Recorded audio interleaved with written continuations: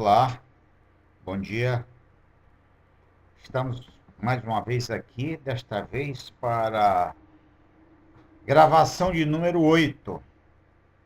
E hoje vamos dar continuidade a mais uma palestra a respeito dos conceitos que a Carral, igreja, deve restaurar para retornar à origem da Carral que militou no primeiro século. Pergunto antes, será que a igreja evangélica, sem atentar para as festas bíblicas, conseguem visualizar hoje o período em que estamos vivendo no planeta Terra? Com algumas exceções, eu acredito que não. Irmãos, não podemos aceitar ou admitir que o fim da lei ou da Torá é Cristo, Machia, como tem sido ensinado há séculos nos púlpitos e nos seminários no mundo ocidental. Mas sim que o seu objetivo, isto é, que o objetivo da Torá, ou a finalidade da Torá, é apresentar o Machia para a salvação da humanidade e de Israel. Pois o próprio Paulo diz na carta aos Romanos, capítulo 7, versículo 12, a seguinte expressão: a Torá, isto é, a lei, é santa e o mandamento santo, justo e bom. Pergunto, como uma coisa santa, justa e boa pode desaparecer com o tempo e tornar um mal tão perigoso como nós temos ouvido, assistido muita gente a pregar? A Torá, lei, não foi dada para nos salvar, mas para manter aquele que foi salvo dentro do processo da salvação. Ela torna-se uma barreira, uma cerca de proteção, exatamente para manter protegido o salvo. Sendo assim, senhores, precisamos da Torá agora e sempre. Pois as Escrituras dizem que Abraão foi justificado pela fé, quando creu em Deus. Contudo, ele não deixou de guardar os mandamentos, estatuto e ordenança de Deus, não. Leia Gênesis, capítulo 15, versículo 6, capítulo 26, versículo 5. Verifique. Quem ensina que a Torá passou, no judaísmo, esta pessoa é considerada como um falso profeta. Então, vejam bem. No Talmud babilônico, o Talmud mais completo, pelo qual o povo judeu não messiânico, ortodoxo, tem sua regra de conduta de vida, está escrito no Shabat 116b a seguinte expressão: não vim para tirar a Torá de Moisés. Pelo contrário, vim para estabelecer.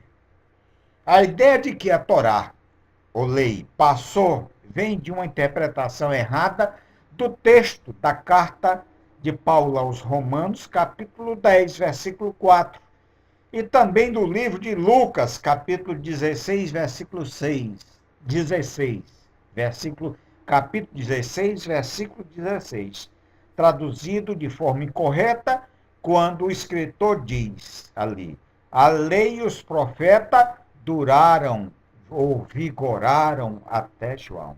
Quando o correto seria: a lei e os profetas profetizaram o reino de Deus até João. Porque depois de João, o reino de Deus deixou de ser uma profecia e tornou-se uma realidade. Esta deve ser a interpretação correta tanto para o registro de Lucas como para o de Romanos. Portanto, irmãos, quando você estiver lendo as Escrituras, leia com a mente judaica, porque as Escrituras Sagradas é uma literatura judaica, ela não é grega nem romana, né? Então, foi escrita por judeus, com mente judaica, característica judaica, costume judaico, tudo judaico. Então, o que tem acontecido ultimamente é que as igrejas, denominações evangélicas, elas têm sido imposta para elas uma leitura segundo colocou Roma. Então, quando se lê as escrituras, já lê com as lentes de Roma. Então, essas lentes de Roma precisa substituída por uma leitura com mente judaica, porque foi a mente que escreveu as escrituras sagradas. Depois de ser batizado e apresentado por João no Rio Jordão, Yeshua, Jesus o judeu, deu início ao seu ministério terreno, ou seja, a reimplantação do reino de Deus na terra. Em Mateus capítulo 5, versículo 17, o próprio Yeshua, Jesus, ratifica que ele não veio destruir, isto é, catalisar, no grego, a Torá, mas cumprir, melhorar, acrescentar ou ampliar, que no grego tem a palavra plepossai. Ele não anulou nada, não retirou coisa nenhuma, pelo contrário, acrescentou, fez agravante em alguns dos mandamentos da Torá. O que Yeshua, de fato, criticou foi o peso que as takanotes, isto é, as doutrinas rabínicas, representava para a conduta e vida do povo. O que diz as Escrituras Sagradas a respeito da Torá? Primeiro, no livro de Êxodo, capítulo 24, versículo 7, diz que devemos ouvir e obedecer à Torá de Deus. Verifique isto no livro de Lucas, capítulo 11, versículo 28. Segundo, em Deuteronômio 5, 29, 12, 28, dizem que a Torá, lei, é eterna, faz bem para sempre aos que obedecem. Portanto, não pode ser abolida, revogada ou deixada de ter sua validade hoje. Veja o que está escrito no livro de Josué, capítulo 1, versículo 7 e 8. Confira na sua Bíblia. Terceiro, em Deuteronômio 5, 29, ou melhor, 6, 7, diz que devemos meditar na Torá dia e noite. Dia e noite. A nossa meditação na Torá. Neemias, capítulo 1, versículo 7, diz que ignorar a Torá é desprezar a Deus. Você quer desprezar a Deus? Então ignore a Torá. Você ignorando a Torá, está desprezando a Deus e, consequentemente, tem sua vida corrompida. Veja o que diz o livro de Isaías 5, 24. Isaías 5, 24. Leia, confira. Agora, Isaías 42, 24. Diz que quem ignora a Torá sai debaixo da proteção de Deus. Quer sair debaixo da proteção de Deus? Então, ignore a Torá. Diga que ela não vale de compêndio para hoje. Diga que ela não tem mais sua validade. Ignore, né, a Torá. Consequentemente, ficará exposto à ação dos marginais. Malaquias 4:4 diz que devemos lembrar da Torá. Lembrar, quer dizer, não esquecer. Agora vamos ver o que os Salmos, o livro dos Salmos, dizem. Dos Salmos, o que os Salmos dizem a respeito da Torá. Salmo 19, versículo 7. Davi diz que a Torá, a lei do Senhor, é perfeita e restaura a alma. O testemunho do Senhor é fiel e dá sabedoria aos simples. Será que a Torá perdeu o efeito que tinha, irmão? Eu acredito que não. Defendo que não. Testifico que não. Salmo 19, versículo 1. Diz que bem-aventurados os que trilham caminhos retos e andam na lei ou na Torá do Senhor. Quem acha que a lei passou, anda em perigo de vida. Pode ficar certo disso. Salmo 119, versículo 9, diz que a Torá nos mantém afastados dos caminhos enganosos e da falsidade. Olha aí que coisa boa, interessante, né? Então a Torá, ela nos mantém afastados dos caminhos enganosos e da falsidade. Então, não pode ter passado um livro tão importante desse para a minha vida. Salmo 119, versículo 34, diz que o entendimento dado por Deus é para nos levar à obediência à Torá. Olha aí. Então, o que o Eterno nos projeta, nos dá entendimento, é para que esse entendimento seja canalizado exatamente para a Torá. Salmo 119, versículo 89. Diz que para sempre, ó Senhor, a tua palavra permanece no céu. Para sempre, Senhor, a tua palavra permanece no céu. Então, está no céu. Portanto, ninguém pode revogá-lo ou modificá-la. Yeshua, Jesus o judeu, é a própria palavra de Deus, você sabe disso. No princípio era o verbo, e o verbo estava com Deus, e o verbo era de Deus. Então, ele é a própria palavra. Por quem e para quem foram feitas todas as coisas. Então, irmãos, é preciso atentar para isto. Portanto, quem não tem a lei ou a Torá de Deus, não tem Yeshua. Se você não tem a Torá, se você não quer a Torá, você não tem Yeshua. Por quê? Porque Yeshua é a Torá viva. Então, se você rejeita, está rejeitando Yeshua. E agora, qual a sua posição diante de uma afirmação dessa? Durma em paz, se você puder. Salmo 119, versículo 98, diz que a Torá traz sabedoria. Então, a Bíblia diz que aquele que falta sabedoria, busque a Deus que a dá e não lance em rosto. Então, a sabedoria vem da Torá. Salmo 119, versículo 105. Muito boa esta. Diz que lâmpada para os meus pés é tua palavra e luz para os meus caminhos. Então, se eu andar com meus pés, né, no caminho que Deus traçou para mim, então,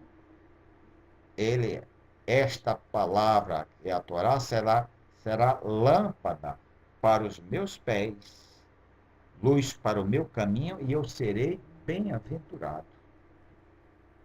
Pergunto, esta palavra aqui do salmista, que diz no 119, versículo 105, lâmpada para os meus pés é a tua palavra e luz para o meu caminho, de que palavra, de que literatura, de que texto estava falando o salmista? Ele estava se referindo da Torá, ou do Taná, ou da Brit Hadashah? Isto é uma expressão, evidentemente, do Taná. Salmo faz parte dos escritos, mas não era dos escritos. Ele estava falando exatamente da Torá. Por quê? Porque o Taná estava ainda em formação, né? E a Brit Hadashah nem existia. O Taná só apareceu compilado, formado no ano 450, antes de Yeshua, quando o escriba Esdras estabeleceu a sua ordem para ser ministrado aos sábados. E a sua fixação canônica só se deu no ano 90, antes do Mashiach de Yeshua, na cidade de Jânia, hoje Jafa, conhecido como Jafa. Na época, sede do Sinédrio. E o Sinédrio era dirigido por Yohanan ben Zakkai. Agora, a Brit Hadashah, quer dizer, o Novo Testamento, esse nem existia. Só apareceu no ano 497. 309, por esse. Depois nós veremos, certo, a data que a Brit Hadashah apareceu, né? Dos escritos separados por um dos bispos. Salmo 119, versículo 142, diz que a Torá é a verdade. Por que a Torá é a verdade? Porque a Torá é Yeshua. Yeshua disse, eu sou o caminho, eu sou a verdade, eu sou a vida. A verdade no hebraico ela é formada por 3 consoantes. Aleph, a primeira letra, Me, a letra mais ou menos do meio, e Tav, a última letra do alfabeto hebraico. Isso quer dizer que toda verdade ela tem começo, meio e fim. E uma coisa interessante, o fim não justifica os meios. Por isso que Yeshua, ele diz que ele é a verdade. Porque a Torá é a verdade. Salmo 119, versículo 150. Diz que aquele que se distancia da Torá, ou lei, segue seus próprios desejos de maldade. É verdade, é verdade. A palavra de Deus é que coloca freio no homem. O homem sem o conhecimento da palavra de Deus, ele é um descontrolado. Ele segue os seus impulsos. É mal. Portanto, irmão, é bom atentar para o que diz a Torá. Ela não passou, ela continua tendo a sua validade. Né? Salmo 119, versículo 165, diz que muita paz tem os que amam a Torá, que é a tua lei, a tua Torá, a tua lei, e para eles não há tropeço. Quer dizer, o sujeito anda corretamente. Por quê? Porque ele obedece leis, obedece às leis, seja mandamento, estatuto, ordenança ou data, que é leis do Estado, lei do município, lei da União. Né? Ninguém vive sem lei. Todos nós temos que obedecer lei.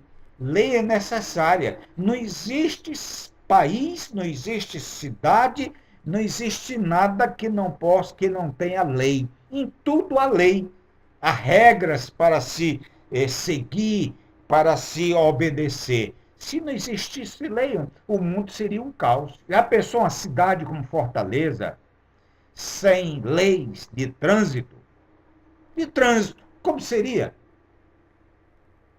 Vale uma reflexão. Portanto, no próximo encontro, continuaremos a apresentar provas que a Torá, ou lei, ela não perdeu a sua validade. Ela continua valendo, sendo aplicada em nossas vidas, no nosso cotidiano. Que o Eterno de Israel vos abençoe. Abençoe com paz dele, paz com ele, bemamon, quer dizer, viva bem, tenha ausência de necessidade. Não precisa ficar bilionário, não, rico, não. Você poderá ser perseguido. Viva bem, sem ausência de necessidade, suprindo as suas carências. E begut, que é segurança física. Sabe por quê? Porque a União, o Estado, o município, não está garantindo esta segurança para nós, não. Então, se agarrem no Eterno, se agarrem em Deus, né? Faça do Eterno a sua paz, faça do Eterno a sua segurança, a sua prosperidade, né? E que o Eterno nos abençoe. Este é o verdadeiro Shalom. Até a próxima.